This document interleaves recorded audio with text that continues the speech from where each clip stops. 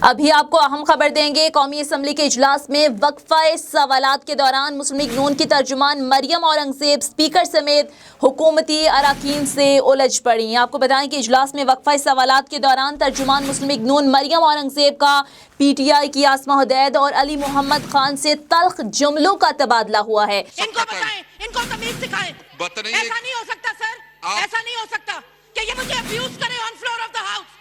She has no right to abuse a member. No cross talk, please. No cross. Maryam Aurangzeb نے قومی assembly اجلاس سے اظہار خیال کرتے ہوئے بتایا کہ ورلڈ اکنامک فورم کی رپورٹ میں کہا گیا ہے کہ آزادی صحافت میں پاکستان کے درجے میں تنزلی آئی ہے۔ اس پر علی محمد خان نے مداخلت کی، کہا سرکاری ٹی وی مریم اورنگزیب کے دور میں خسارے میں تھا۔ مریم اورنگزیب نے اجلاس میں اپنی بات جاری رکھتے ہوئے سوال کیا کہ حکومت بتائے گی کہ آر ٹی قانون کے تحت جو کمیشن بننا تھا اس کا کیا بنا۔ اسی دوران آسمہ حدید نے مریم اورنگزیب کے سوالات کے دوران مداخلت کی، جس پر انہوں نے کہا کہ میرے سوالات کے دوران مداخلت کیوں کی گئی۔ آپ کو بتائیں کہ قومی اسمبلی کے اجلاس میں وقفہ سوالات کے دوران مسلم لیگ نون کی ترجمان مریم اورنگزیب اسپیکر سمیت حکومتی اراکین سے الجھ پڑی۔